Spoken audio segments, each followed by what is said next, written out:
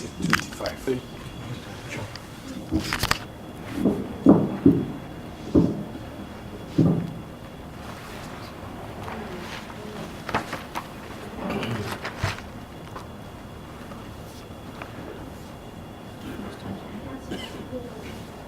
إن الحمد لله نحمده ونستعينه ونستغفره ونعوذ بالله من شرور أنفسنا ومن سيئات أعمالنا من يهديه الله فلا مضل له ومن يضلل فلا هادي له وأشهد أن لا إله إلا الله وحده لا شريك له وأشهد أن محمدا عبده ورسوله اللهم صل على محمد وعلى آل محمد كما صليت على إبراهيم وعلى آل إبراهيم إنك حميد مجيد اللهم بارك على محمد وعلى آل محمد كما باركت على إبراهيم وعلى آل إبراهيم في العالمين إنك حميد مجيد. أما بعد, inshallah, this is supposed to be the dars for Aqeedah, and the reference book, inshallah ta'ala, is called أعلام السنة المنشورة في اعتقاد الطائفة المنصورة, or it's famous to be known as the 200 question and answers in matters of Aqeedah. I don't know they translate like this. It's 200 questions in matters of Aqeedah. And this is, mashallah, it's a very good book. I taught from it many times and it's very benefiting. And there's so much barakah and blessings in it, inshallah ta'ala. In it, basically, all matters of Aqeedah, matters of belief, in a very easy way, in question and answer. And hopefully, inshallah ta'ala, for those who want to participate, there will be an exam, inshallah ta'ala. After we finish some questions, we'll have a quiz or an exam to see how is the understanding with the book, inshallah ta'ala, and what is being said. It's not mandatory, you can still come and you don't have to take the exam, or the matter is easy, inshallah ta'ala. But it's very important to make sure that what we learn, we understand it good, understand it in the proper way, and of course the goal of it is to act accordingly. No. They say over there they cannot hear with sisters. Bismillah. Is it better this way? No, they cannot hear over They there. can hear. The sisters. They can hear. So the goal of anything that we learn is to believe, since it's a matter of Aqeedah, that means originally it's a belief in the heart. And the belief in the heart will lead the believer to act with the heart also, because there are deeds done by the heart. And things that we say will be differently, will be according to what we believe. And then our actions will be also according to what's the belief in the heart. So al-Aqeedah is the foundation, is the most important thing.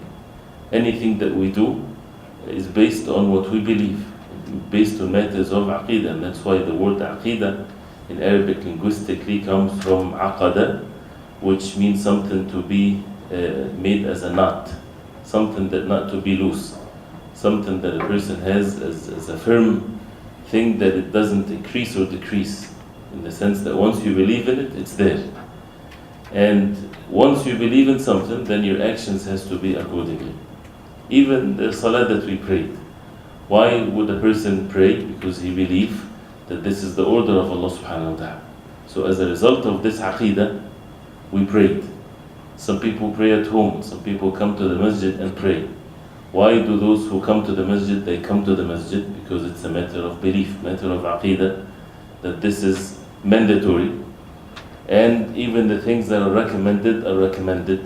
And what does it mean to do something that is recommended? If something that is mustahab, why would a person do it? Because of the Aqeedah, the belief that it's recommended, meaning that a person will get a reward if you do it.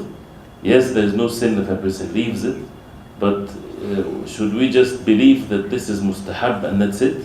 No, it has to show in our actions. If it's mustahab, that means do it.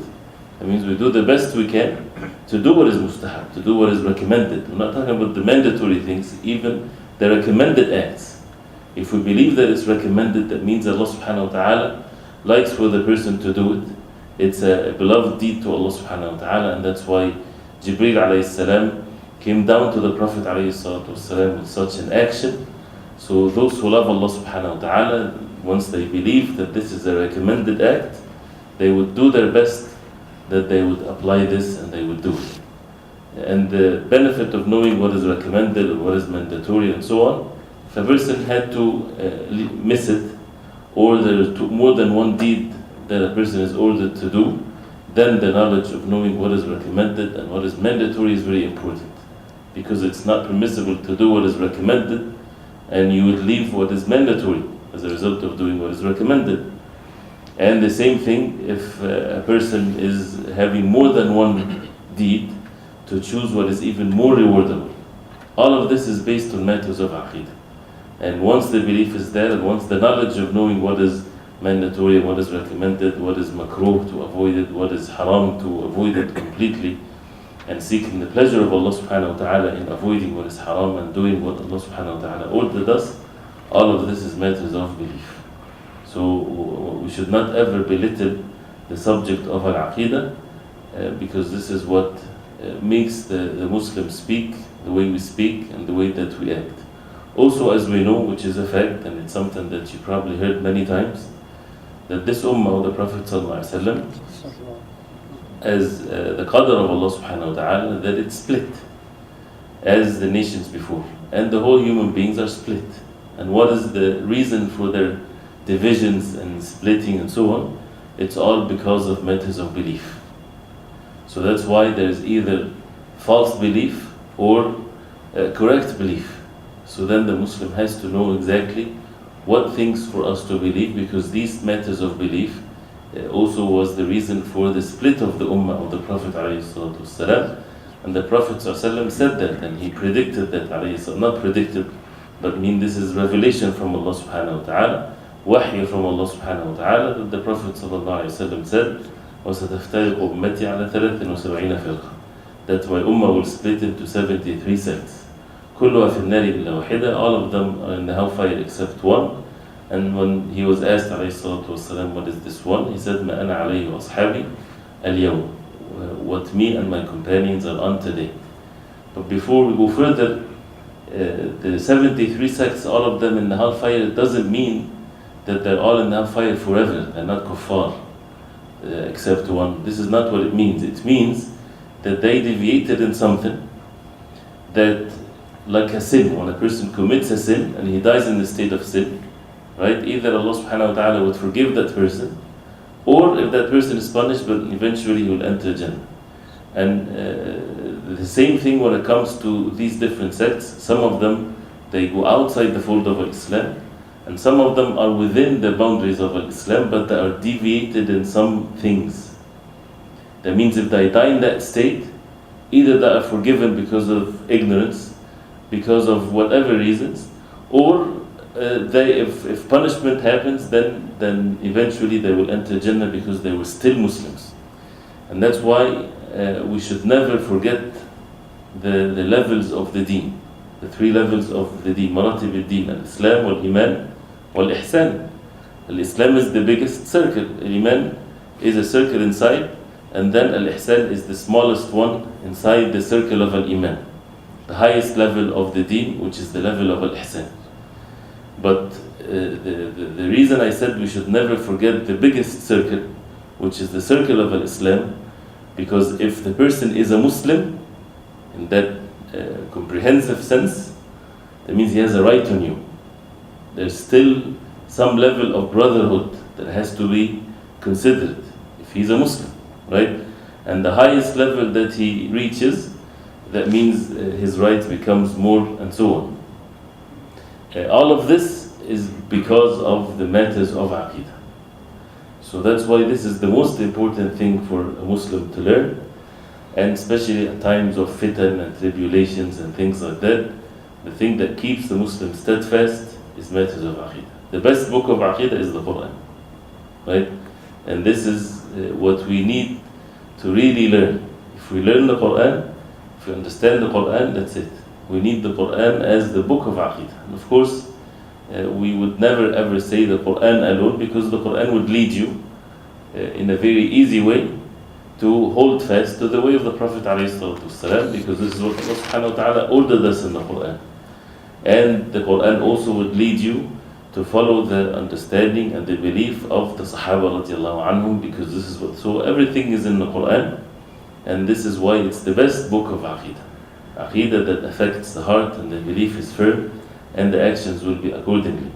But the reason why the people of knowledge, they wrote books of Aqeedah, to make it easy for the people to make it short and precise, and for them to get it in a very short period of time, so that they would act from these types of statements. And it's the way of the early generations of Islam, that they would have their Aqeedah and they would memorize it and they would say it whenever they are asked and needed to say it. And that's why the books of Aqeedah, you would say the Aqeedah of Al-Imam such and such, the Aqeedah of Imam Ahmad, the Aqeedah of Imam Shafi'i, the Aqeedah of the Imam Al-Arba'a, the Aqeedah of Imam Al-Awza'i. And you would find in the books like the book of Imam Al-Ajurri, in it he would mention these beliefs in a way that somebody asked Imam Al-Awza'i, what is your belief? So he would just say it from the beginning to the end. So it was something that is in their hearts, memorized. Like if I ask you now questions, what is your belief? Right? And one time we had some form of a exam, and we asked people, write down what you believe. You'd find people maybe talking about belief in Allah subhanahu wa ta'ala, or one issue here, one issue there. But are we having it as a comprehensive meaning of all the matters of belief in our minds like this? It's very important that we have the matters of belief clear, of course with the evidence of the Quran and the Sunnah of the Prophet ﷺ.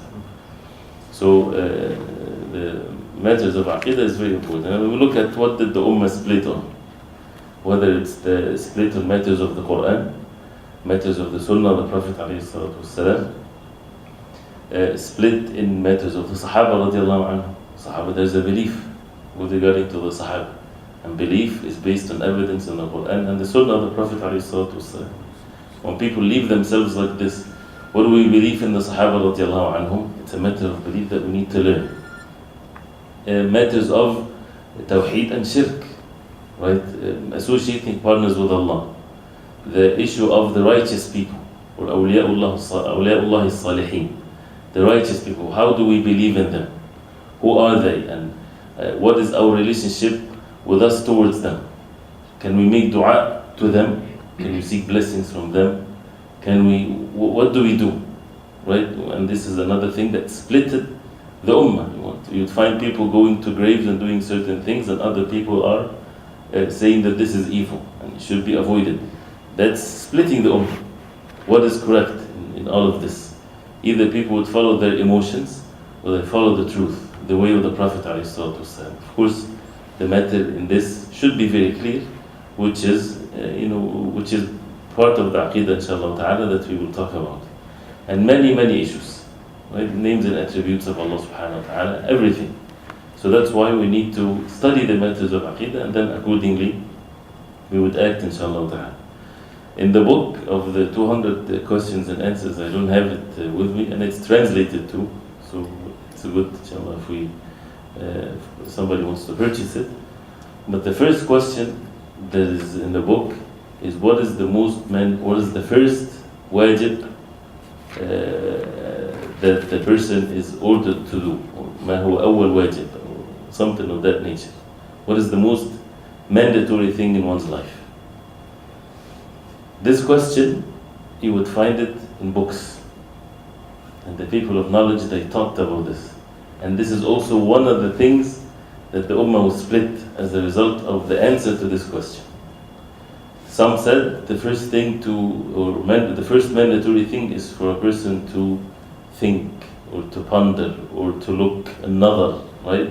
They said another is the first wajib. It's for the human being to think and to look deeply and to have a proper vision. And when we look into the Quran, when we see the ways of the messengers that Allah subhanahu wa ta'ala sent, we would find clearly that the first wajib, the first thing that they ordered the people to do, is to worship none but Allah subhanahu wa ta'ala. To worship Allah subhanahu wa ta'ala. This was the first wajib. The messengers, when we see the way of the Quran, The messengers didn't go to the people and tell them, you see, believe in Allah subhanahu wa ta'ala, that He is your creator. They already know these things. Of course, they would say this in the way to prove that Allah subhanahu wa ta'ala is the only one worthy of worship. If they tell their people, look around you, look at the creation of Allah subhanahu wa ta'ala, look how Allah subhanahu wa ta'ala created the heavens and the earth, and Allah subhanahu wa ta'ala is the most merciful, He is the creator, and so on. As a result of that, worship Him alone. So they were leading the people to believe in the oneness of worship of Allah subhanahu wa ta'ala by the lordship of Allah subhanahu wa ta'ala and by His names and attributes and so on.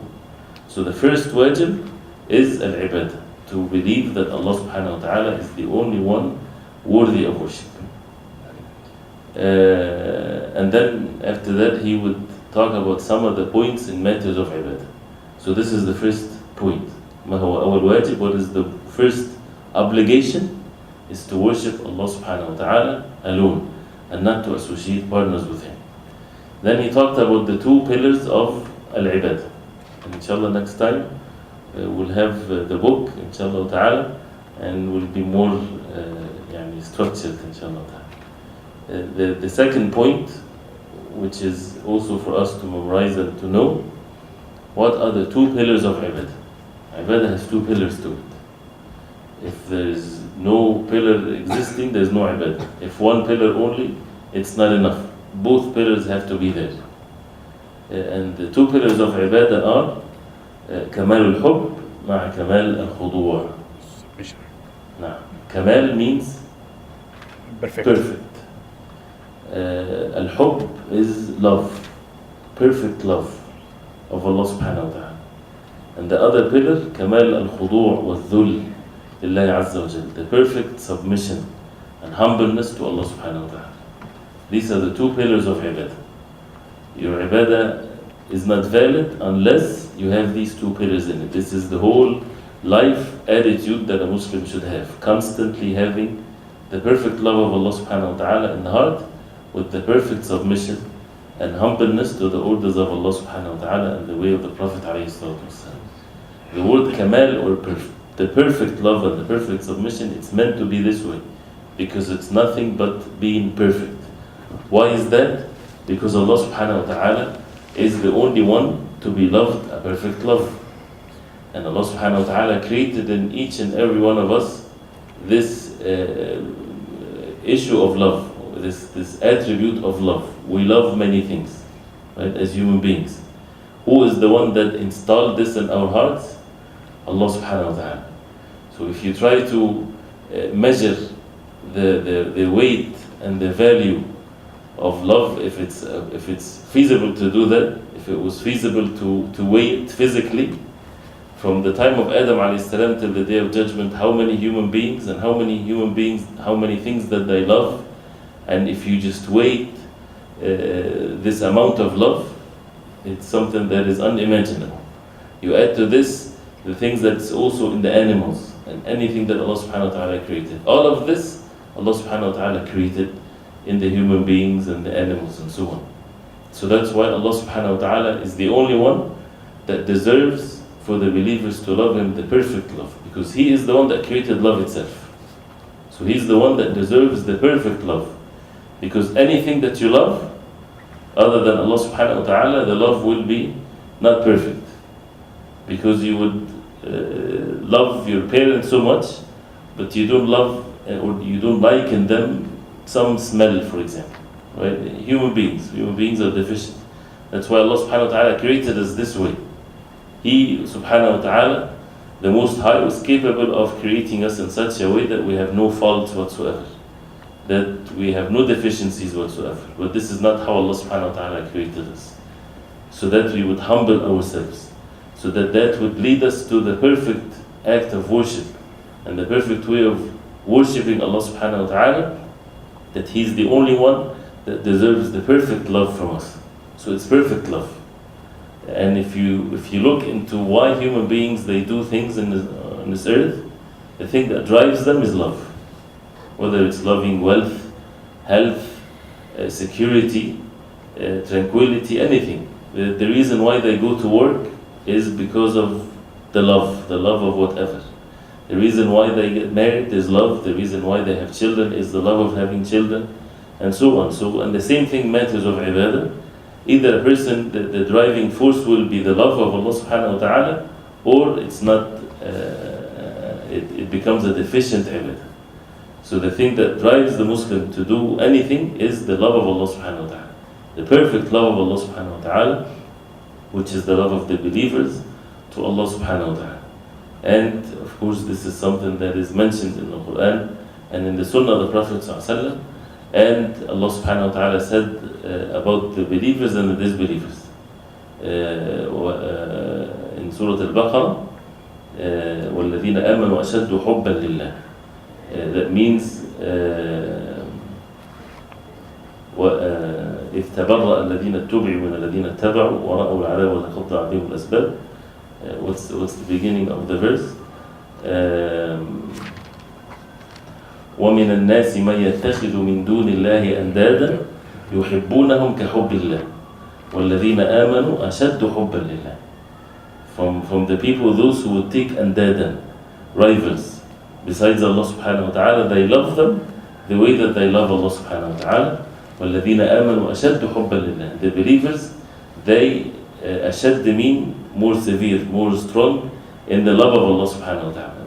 The believers, they love Allah subhanahu wa ta'ala more than these disbelievers, they love the rivals. And when we look into the verse, it states the fact that these disbelievers, they loved Allah subhanahu wa ta'ala. But why they become disbelievers? Because the love of Allah subhanahu wa ta'ala, they associated partners with Allah subhanahu wa ta'ala in this love. They love the rivals or the deities or the things that was being worshipped. They love them the same way that they love Allah. So they love Allah subhanahu wa ta'ala. But they become still disbelievers because they loved other than Allah subhanahu wa ta'ala, that special love that it's only to Allah subhanahu wa ta'ala. Mahabbatul ta'zeem. The mahabba of exaltation that makes the person have that perfect love, in which it's supposed to be only to Allah subhanahu wa ta'ala. So this perfect love, and the Prophet ﷺ even used to make dua in the authentic hadith, Allahumma inni as'aluka hubbak wa hubba man yuhibbuk wa hubba kulli amalin yuqarribuni ila hubbik. Oh Allah, I ask you your love, that I love you, because this is something that a person choose, matters of iman, like matters of iman, you choose that as a result of matters of iman.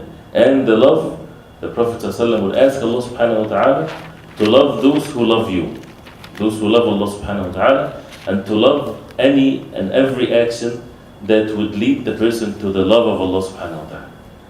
And also Allah subhanahu wa ta'ala says in the Quran, قُلْ إِن كُنْتُمْ تُحِبُّونَ اللَّهَ فَاتَّبِعُونِ يُحْبِبُكُمُ اللَّهِ. Say, O Muhammad sallallahu alaihi wasallam, if you say that you love Allah subhanahu wa ta'ala, فَاتَّبِعُونِ, follow me, Allah subhanahu wa ta'ala would love you. So according to how much a person follow the Prophet alayhi salatu wasalam, then the love of Allah subhanahu wa ta'ala to the person will be accordingly. So it's not a matter of too much emotions. It's about following the Prophet alayhi salatu wasalam. The thing that makes the person move and drives him to follow the Prophet sallallahu alaihi wasallam is the love of Allah subhanahu wa ta'ala, and also the following the way the Prophet sallallahu alaihi wasallam brings the love of Allah subhanahu wa ta'ala in the hearts, and it brings the love of Allah subhanahu wa ta'ala to those who follow the Prophet alayhi salatu wasalam. So that's why, as it should be always mentioned, since people are not on the same level when it comes to following the Prophet ﷺ, that's why they are not in the same level when it comes to the love of Allah subhanahu wa ta'ala in their hearts and the love of Allah subhanahu wa ta'ala to them. It's also according to how much they follow the Prophet ﷺ, because the Prophet ﷺ was sent by Allah subhanahu wa ta'ala, and that's why the more the person follow the Prophet ﷺ, this is a sign of the love of Allah subhanahu wa ta'ala. And this is a subject that is very extensive. But this is briefly when it comes to the perfect love. Comes with it, the second pillar is Kamal al-Khudu' wal-Dhul, the perfect submission and humbleness to Allah subhanahu wa ta'ala. Perfect, not deficient, not submission that is conditioned, right? Submission in the things that a person would think that would bring benefit. That's deficiency. That weakens this pillar of al-ibadah. Has to be perfect submission. And perfect submission means there is no hesitation whatsoever, there's no conditions, there's no second thoughts. It's total submission. And that's why each and every one of us would have to be tested with regarding to the love of Allah subhanahu wa ta'ala, of course, and to the submission, in a way that you would find some of the orders might not make sense to you according to your human capacity. Because if all the deeds, all the orders from Allah subhanahu wa ta'ala would make perfect sense to us as human beings, where is the submission? You see what I'm saying? You see the benefit of the salah, sure, in this life.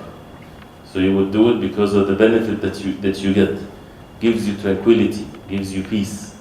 So the person would pray as a result of that. Inshallah, this is good. But what if it doesn't? Right? Where is the submission then? Or wearing hijab, or not dealing with riba, or halal or haram, anything, right? If everything would make sense from the first instant like this, of course everything should make sense.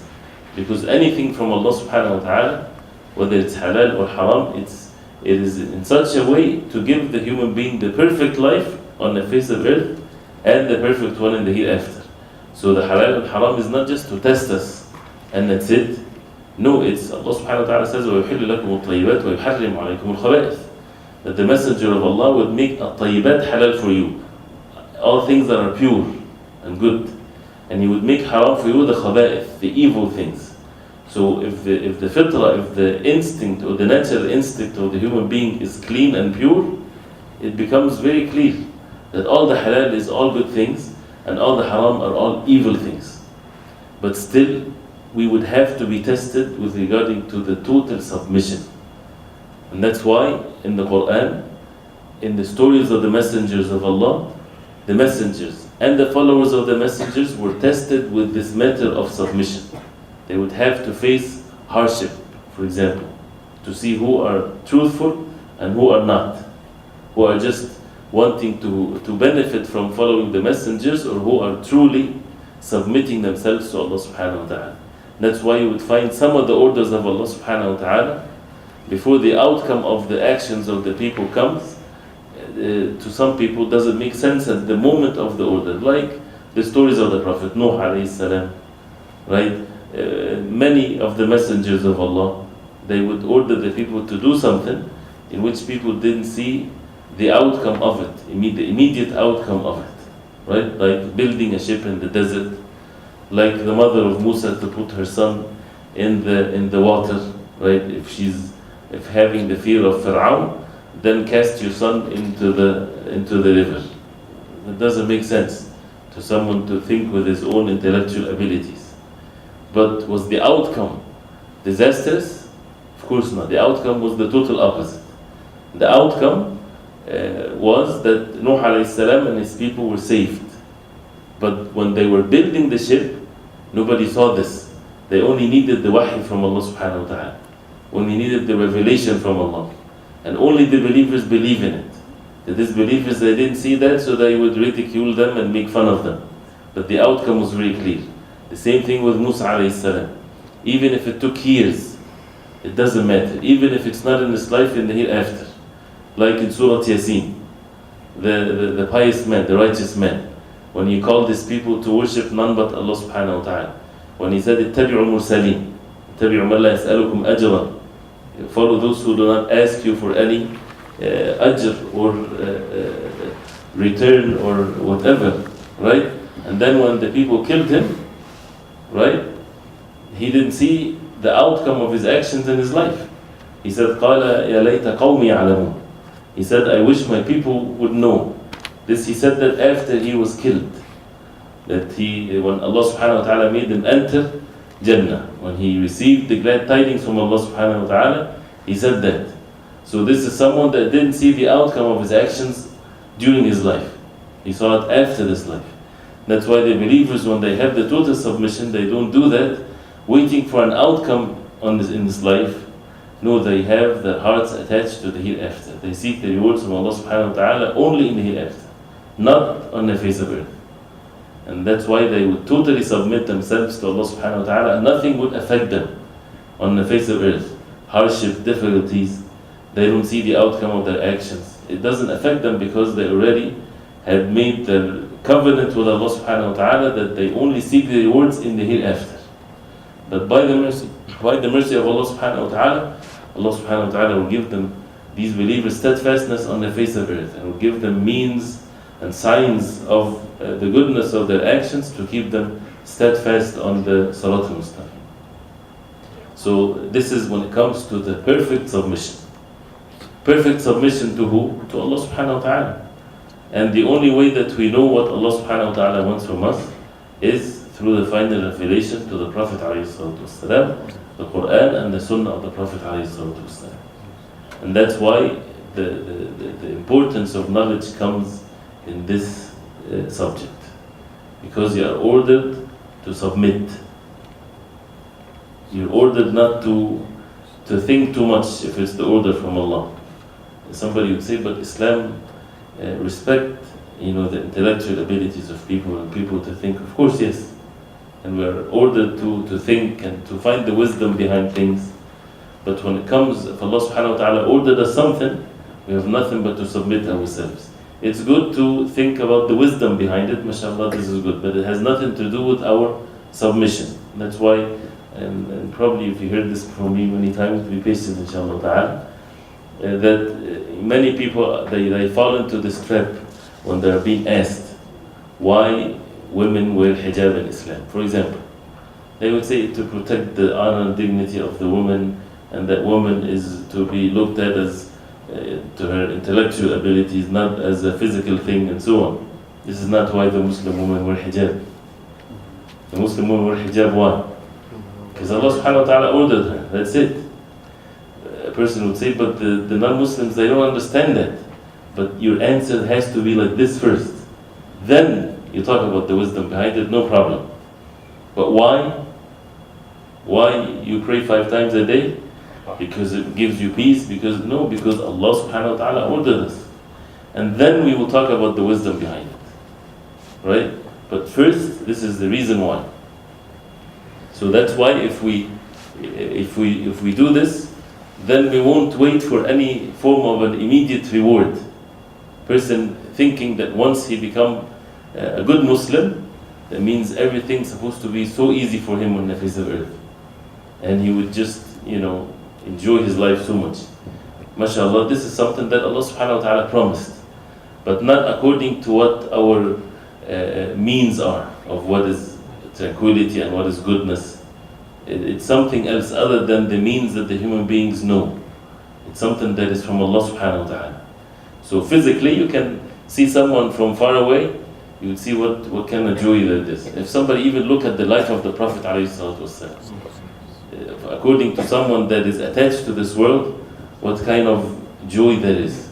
When the life of the Prophet ﷺ, we know how on the personal level it was, and how they were from one battle to the other after the migration to Medina, and all the plots from the people of Medina and outside, right? And the life of the Prophet ﷺ when it comes to the tough life that they lived, and the hunger and the things like this, right? And we know this from the hadith of the Prophet ﷺ. So for someone that looking at this from far away distance, he would say this is a tough life. But who was the happiest man ever walked on the face of earth? The Prophet ﷺ. Physically, this is what the reality of it. He was the happiest person on the face of earth. The Sahaba radiallahu anhum the same way. They were happy. Yes, they were happy. Why? Because of Allah subhanahu wa ta'ala put that in their hearts. من عمل صالحا من ذكر أو أنثى وهو مؤمن فلنحيينه حياة طيبة. Whoever do righteous good deeds, male or female, we would give them a goodly life, and they will be rewarded in the hereafter. So the goodly life is not, again, according to what we think. It's all something that is given from Allah subhanahu wa ta'ala as a result of that total submission to Allah subhanahu wa ta'ala. So the total submission needs the knowledge, the proper knowledge. And once we know this, we would make sure that we do not get anything matters of knowledge of the deen unless we know for sure that this is the right way. This is what Allah subhanahu wa ta'ala wants from us. Because you're supposed to submit. So imagine that you submit yourself to something that is wrong. Take you into deviation, and you're supposed to submit. You're not supposed to question matters of deen. If it's from Allah subhanahu wa ta'ala, that's it. So that means you have to make sure that it's from Allah subhanahu wa ta'ala, from the Quran and the authentic Sunnah of the Prophet sallallahu alaihi wasallam. This is the deen of Islam. So the importance of knowledge, once we know that, then we would seek the means of seeking knowledge. And if a person would follow the proper way of seeking the knowledge, and then something happened and he fell into a mistake, he's excused. Allah subhanahu wa ta'ala says, فَاسْأَلُوا أَهْلَ الذِّكْرِ إِن كُنتُمْ لَا تَعْلَمُونَ. Ask the people of knowledge if you do not know. This is the order from Allah.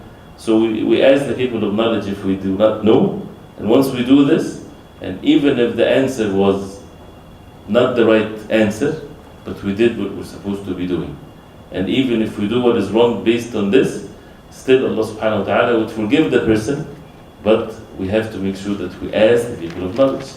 So the common person, it is his responsibility to know for sure the people of knowledge, those who would follow the way of the Prophet ﷺ and so on.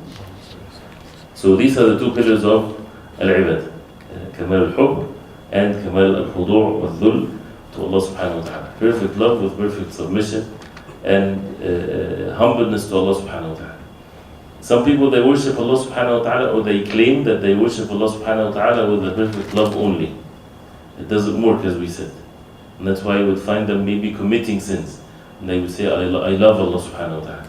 I love the deen of Islam. The love of Allah subhanahu wa ta'ala is in my heart. I don't have to do these things that you guys are doing.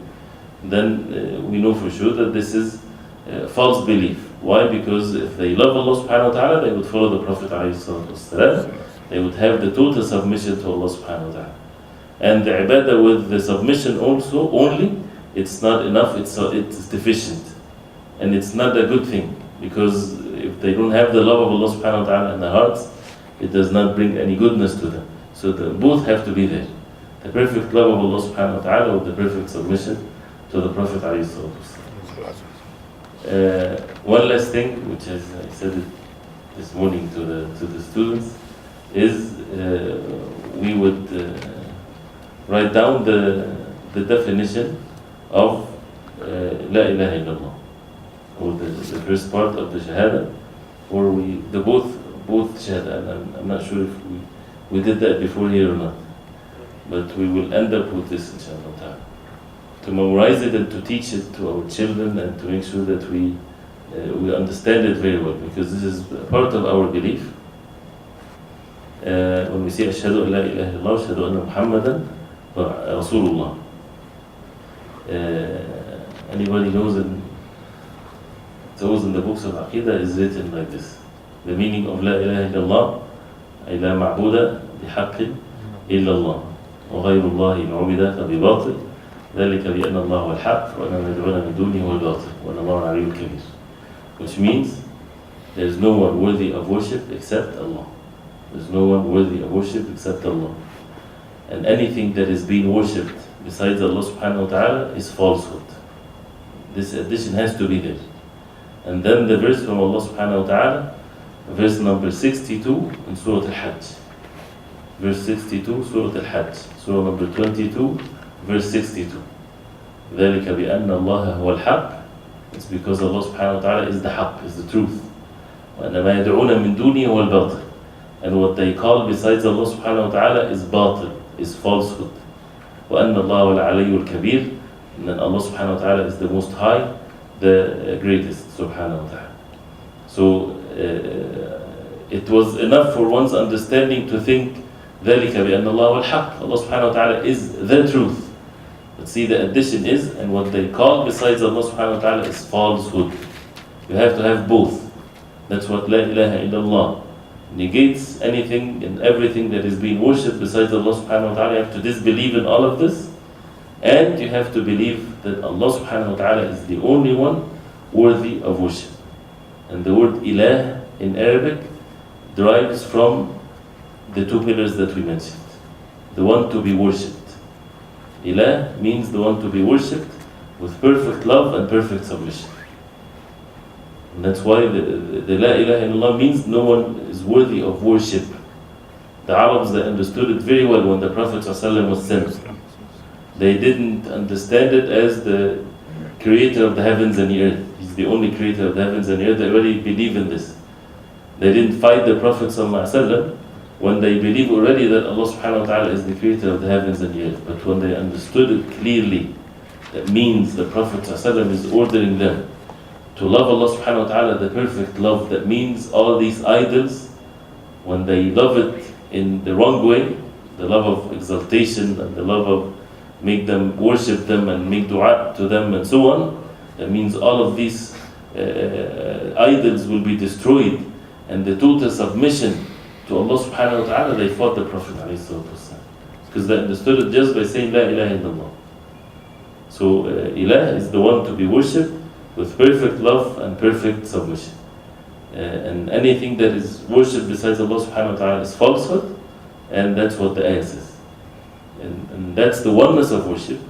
And the oneness of following the Prophet ﷺ is the second pillar, or the second part of the kalima, and that is, there is no one worthy of following, right, except the Prophet ﷺ, Muhammad ﷺ. And we should still add the same extension, but with regards to the Prophet ﷺ. And anyone that is being followed other than the Prophet ﷺ without clear evidence is falsehood.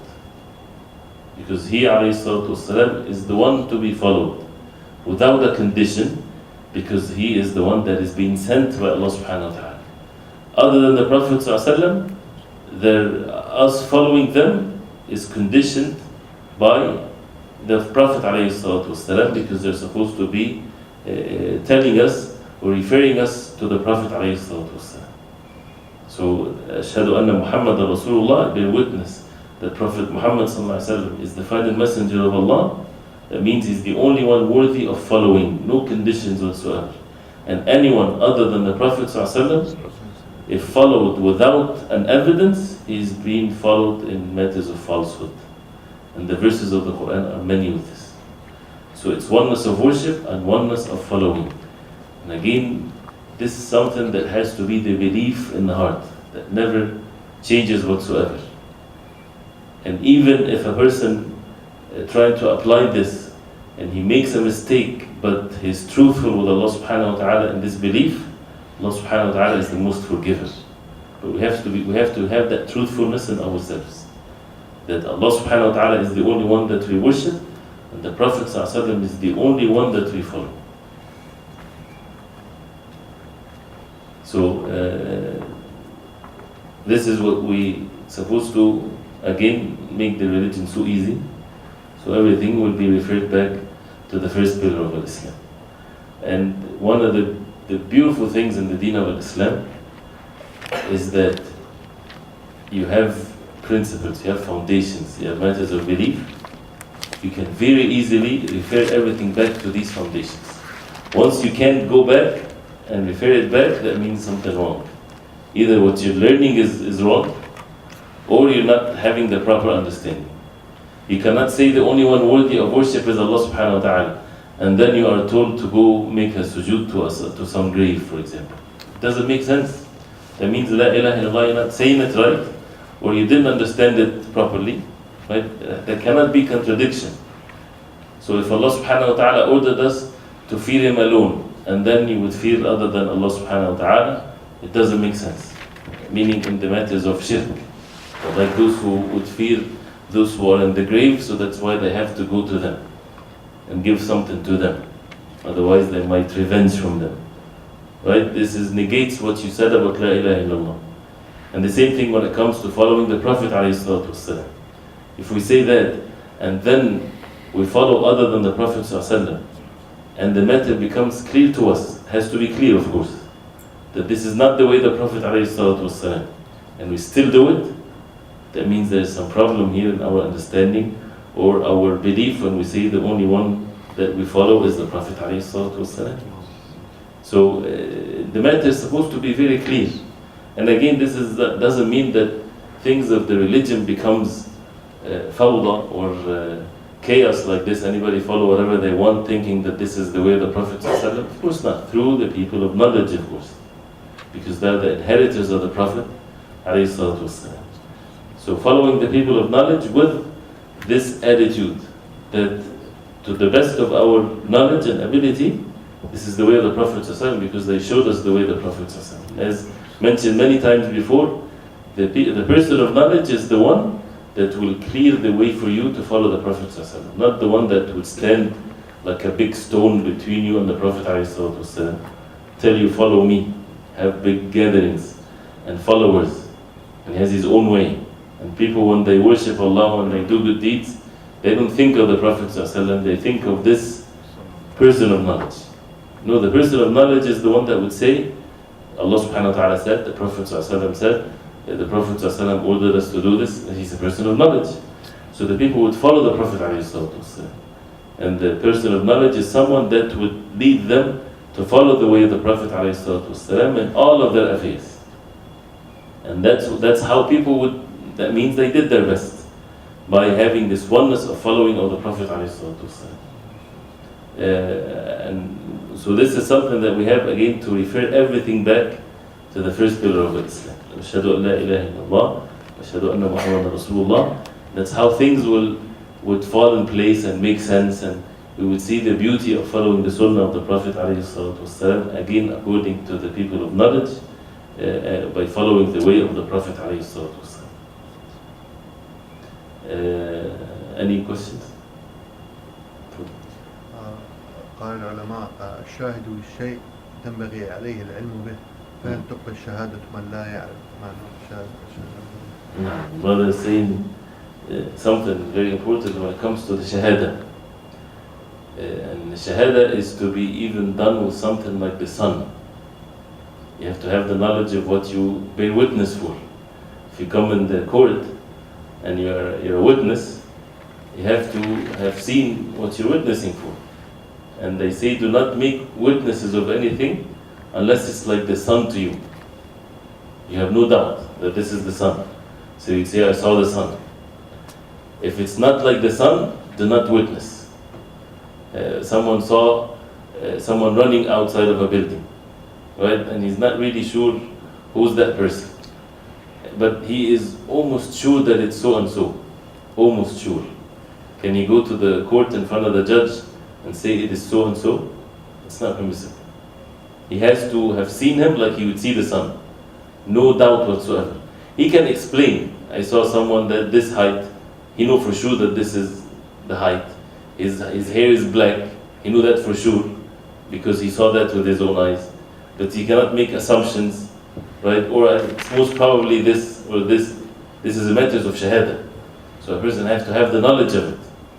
So the same thing when we say Ashhadu an la ilaha illallah, Ashhadu anna Muhammadan Rasulullah, it doesn't want to be wishful thinking or imitating someone or following someone like this. We have to have the knowledge of it.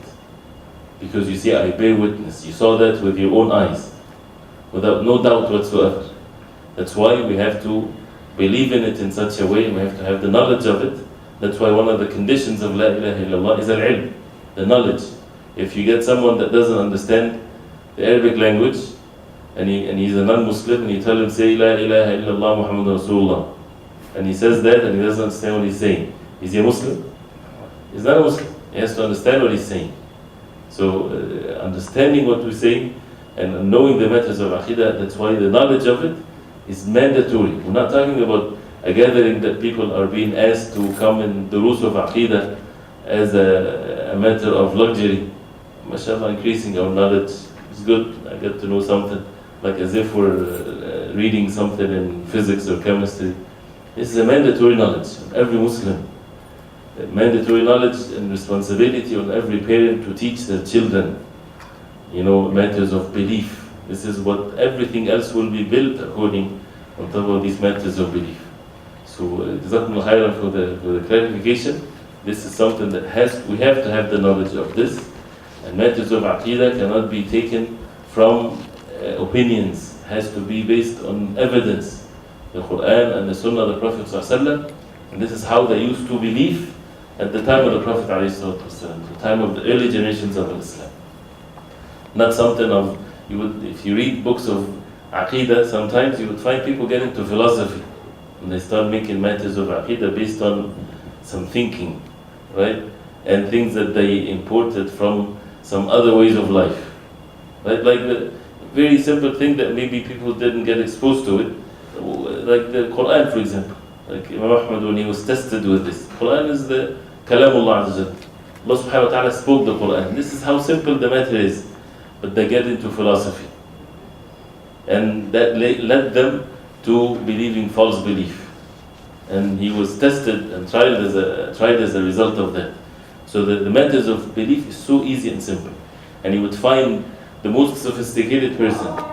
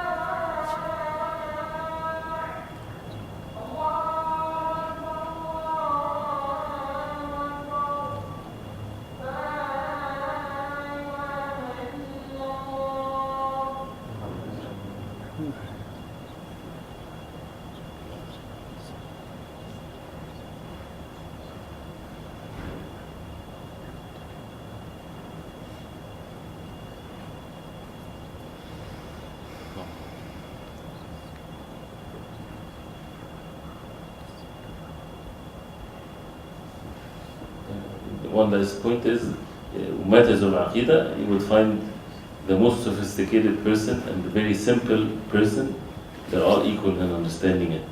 It doesn't need a very smart person. Any person should understand it, and that's why it should be something very simple and very clear, without getting into some form of deep thinking and things like that. It's very easy and simple. So before we end, and if you have any questions, the points that we mentioned today is what is the first obligation, and what are the two pillars of ibadah, and the meaning of Ashhadu an la ilaha illallah, Ashhadu anna Muhammadan Rasulullah. And inshallah ta'ala, next time, if Allah subhanahu wa ta'ala gives us life, we'll go from the book, one question after the other. And tomorrow, inshallah ta'ala, is hadith. تفسير. Tomorrow's tafsir. حديث. Hadith. Inshallah, this what we're doing now is only for 3 weeks, inshallah ta'ala. So we're trying to finish something in 3 weeks. So I thought in the hadith, we'll do something a little bit different, which is not the 40 hadith of Imam Nawawi, but it's called Al-Arba'un As-Sughra. It's the minor 40 by Imam Bayhaqi. Right? So it's 40 hadith, and actually the 40 hadith are not just by Imam Nawawi. They're because of some hadith, although some had said it's weak hadith, that whoever collect 40 hadith, he will be rewarded and so on. So many ulama, they have their 40 hadith, right? So I thought maybe many people have already know maybe the 40 hadith of Imam Nawawi. So we'll take the 40 hadith of Imam Bayhaqi. It's called Al-Bayhaqi. 40, it's called Al-Arba'un As-Sughra, the minor. Did you take those hadiths from his book, Bayhaqi, or they are separate? No, they're separate. They're separate. But he called them the 40. Right. And only what is authentic, inshallah ta'ala. And it's in the same thing as the 40 hadith of Imam Nawawi. It deals with matters of belief, matters of manners, things like this, inshallah. Comprehensive hadith. So this is with the hadith, inshallah ta'ala. Hopefully we can, I'm not sure, I don't have means yet, but I don't know, maybe we can print these hadith each time with whatever is going to be explained for people to write notes maybe in the paper. Yeah, but And inshallah at the end of the 3 weeks, if Allah subhanahu wa ta'ala give us life, we'll make a little quiz. Jazakallah. Jazakallah. Forgive me, I'm a little sleepy with the